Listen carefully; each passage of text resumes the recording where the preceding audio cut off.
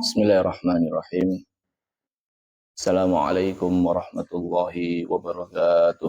Waalaikumsalam warahmatullahi wabarakatuh. Alhamdulillahi rabbil alamin. Wa usalli wa usallim ala nabiyyina Muhammadin wa ala alihi wa sahbihi ajma'in, amma ba'du. Kaum muslimin dan muslimat rahimani wa rahimakumullahu ta'ala.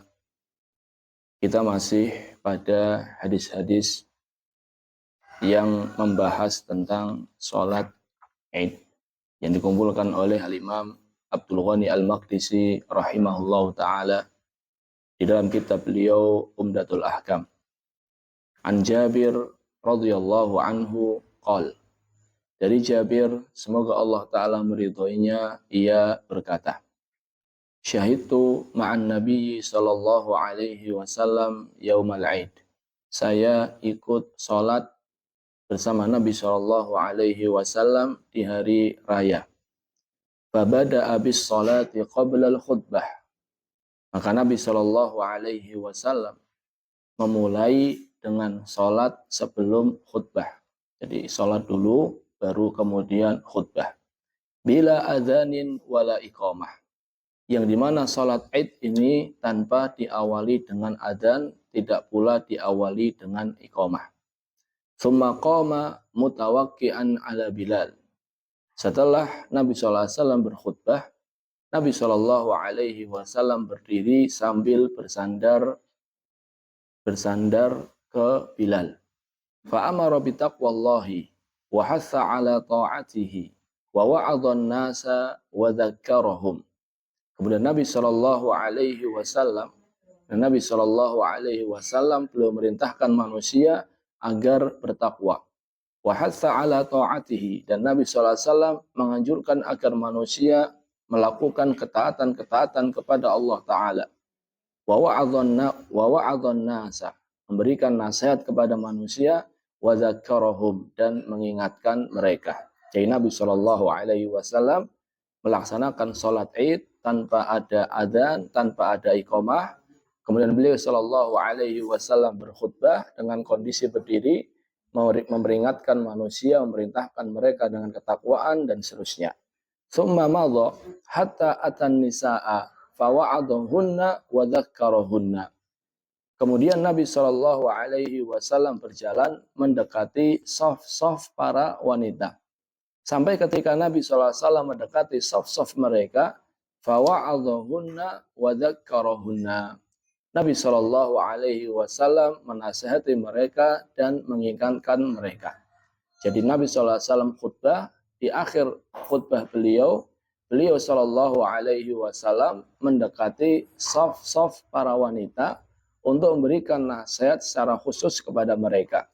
Kalau zaman sekarang mungkin nggak perlu karena sudah ada pengeras suara. Kalau dulu perlu mendekati mereka agar suaranya semakin jelas. Wa qala, nasihat Nabi SAW kepada para wanita di hari raya. Tasaddaqna, bersedekahlah kalian. Fa inna kunna aktsaru hatabi jahannam. Sesungguhnya kalian adalah bahan bakar api neraka yang paling banyak. Kita tahu bahwasannya neraka itu adalah bahan bakarnya manusia dan batu. Dan manusia terbanyak yang menjadi bahan bakar api neraka adalah para wanita. Faqamat imra'atun min sitatin nisa. Maka berdirilah seorang wanita yang terbaik di antara mereka, atau di antara yang terbaik di antara mereka. Saf'aul khaddain, yang dimana wajahnya ini pucat. Pucat bisa karena takut, atau pucat bisa karena memang sudah lanjut usia. Faqalat, maka wanita ini mengatakan. Jadi setelah wanita ini mendengar dari Nabi SAW bahwasanya wanita itu adalah penghuni neraka paling banyak, wanita ini langsung bertanya kepada Nabi SAW, ingin mengetahui sebabnya apa. Lima ya Rasulullah, kenapa wahai Rasulullah? Kenapa kok wanita menjadi penghuni neraka yang paling banyak? Faqala li'anna kunna tukthirna syaka wa takfurna al-ashir. Karena kalian ini banyak mengeluh dan mengingkari kebaikan suami. Ini dua sebab yang menjadi sebab wanita itu masuk ke dalam api neraka. Yang pertama adalah banyak mengeluh dan yang kedua adalah mengingkari kebaikan suami. Qala, mendengar hal itu, kata Jabir bin Abdullah radhiyallahu taala anhu, faja'alna yatasaddaqna min huliyihinna. Maka akhirnya para wanita pun mereka bersedekah dengan perhiasan-perhiasan mereka. Yulqina fi thawbi Bilalin min aqratihinna wa khawatimihinna. Mereka melemparkan ke bajunya Bilal anting-anting mereka dan cincin-cincin mereka. Jadi para wanita ketika dianjurkan oleh Nabi Shallallahu Alaihi Wasallam untuk bersedekah, maka mereka bersedekah dengan apa yang mereka bawa di saat itu, yaitu perhiasan-perhiasan mereka. Hadis riwayat Bukhari dan Muslim. Kaum muslimin dan muslimat rahimani wa rahimakumullah ta'ala. Ada beberapa poin yang ingin saya sampaikan terkait hadis ini. Yang pertama, anna salatal id la yushra'u laha la adzan wa la iqamah. Salat id itu tidak diawali dengan azan, tidak pula diawali dengan iqamah. Wala tuqasu 'alal kusuf, dan tidak dikiaskan dengan salat kusuf. Kita tahu bahwasannya kalau salat kusuf itu ada panggilan as-shalah jami'ah, as-shalah jami'ah. Sedangkan salat id maka tidak perlu mengawalinya dengan hal semacam itu. Jadi salat id itu tidak ada azannya, tidak ada iqamahnya, tidak ada juga ucapan apa? As-shalah jami'ah. Kenapa? Karena salat kusuf ini datangnya mendadak. Jadi zaman dulu salat kusufnya mendadak, maka butuh sesuatu untuk memanggil mereka. As-shalah jami'ah, as-shalah jami'ah, datangnya mendadak. Berbeda dengan sholat id. Kalau sholat id semua orang sudah tahu. Semua orang sudah tahu, mereka sudah menunggu-nunggu, maka tidak perlu adanya apa tadi? As-shalah jami'ah. Ini yang pertama. Yang kedua, hadis ini jamaah menjelaskan akan apa sih isi khutbah id Nabi kita Muhammad sallallahu alaihi wasallam. Isi khutbah id Nabi kita sallallahu alaihi wasallam adalah memerintahkan manusia agar bertakwa. Memerintahkan manusia agar menjalankan ketaatan.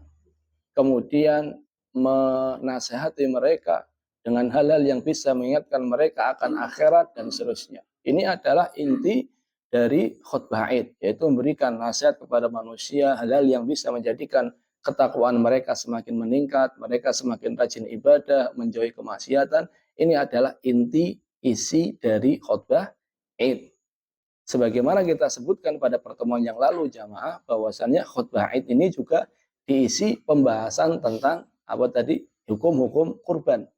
Jadi pada pertemuan yang lalu kita sampaikan bahwasannya khutbah Idul Adha itu diisi dengan hukum-hukum kurban. Walaupun demikian, tetap jangan lupa inti dari khutbah id. Jadi digabungkan antara nasihat untuk bertakwa, menjalankan ketaatan, meninggalkan kemaksiatan, plus dibarengi dengan pembahasan tentang kurban. Jadi kalau seandainya isinya hanya kurban tok, ini juga nggak tepat. Jadi kalau isinya hanya kurban tok, pembahasan dari kurban dari awal sampai akhir, ini juga kurang tepat. Kalau isinya hanya nasihat tok, tapi tidak ada pembahasan tentang kurban, ini juga kurang tepat. Karena Nabi Shallallahu Alaihi Wasallam di hari raya Idul Adha, beliau pernah menyampaikan, man shalla sholatana wa nasaka nusukana faqad asabas nusuka. Siapa yang sholat sebagaimana sholatnya kami, ikut berkurban sebagaimana kurbannya kami, faqad asaban nusuk, maka dia telah benar dalam berkurban. Wa man nasaka qabla shalah fala nusuka lahu.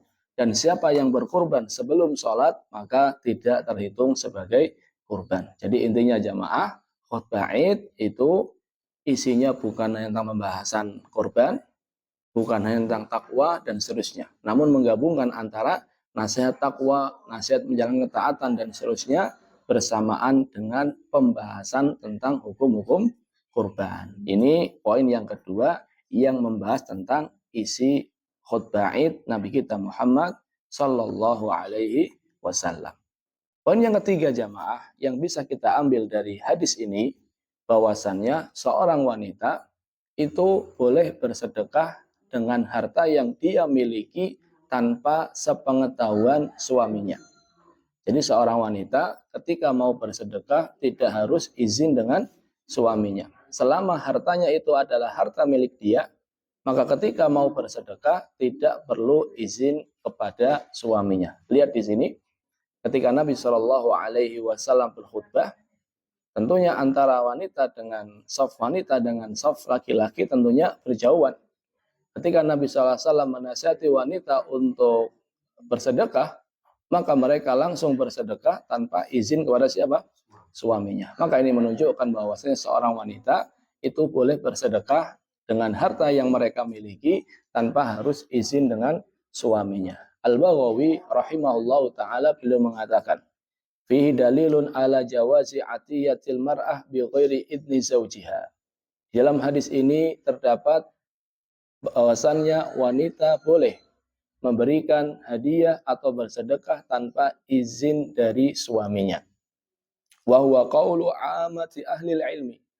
Dan ini adalah pendapat kebanyakan para ulama, illa ma hukiya an Malik, kecuali apa yang dinukil dari Imam Malik. Jadi ada yang dinukil Imam Malik bahwasannya harus izin dari suaminya. Namun wallahu alam, yang lebih kuat adalah pendapat jumhur yang menunjukkan bahwasannya wanita boleh bersedekah dengan apa yang mereka miliki tanpa harus izin dari suaminya. Ini poin yang ketiga. Poin yang keempat yang bisa kita ambil adalah sedekah itu bisa menjadi sebab selamatnya seseorang dari adab. Sedekah itu bisa menjadi sebab seseorang selamat dari adab. Makanya Nabi SAW mengatakan, tasaddaqna fa inni ra'aitukunna aktsara ahlin nar. Bersedekahlah kalian karena sesungguhnya saya melihat kalian adalah penghuni neraka paling banyak. Jadi setelah diperintahkan untuk bersedekah, Nabi mengabarkan bahwasannya wanita ini penghuni neraka paling banyak. Dari sini jamaah kata para ulama, sedekah itu adalah sebab untuk selamat dari apa?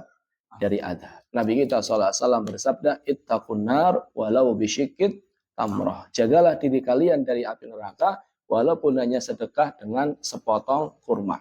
Jadi lihat diperintahkan untuk menjaga diri dari neraka, kemudian diperintahkan untuk bersedekah. Maka ini menunjukkan bahwasannya di antara kiat selamat dari api neraka atau azab neraka adalah memperbanyak sedekah. Ibnu Qayyim rahimahullahu taala beliau pernah mengatakan, as-shadaqatu taqil abda min adzabillah. Sedekah itu bisa menjaga seorang hamba dari adab Allah.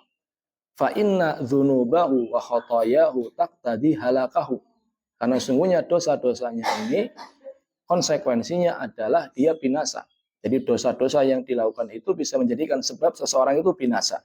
Fataji usadaqatu taqufuhu minhu. Maka sedekah ini datang menjaga seseorang dari kebinasaan. Maka ini menunjukkan jamaah bahwasanya sedekah ini bisa menjaga seseorang dari kebinasaan. Bahkan beliau Ibnu Qayyim rahimahullahu taala pernah mengatakan sedekah ini bukan hanya bermanfaat bagi orang mukmin.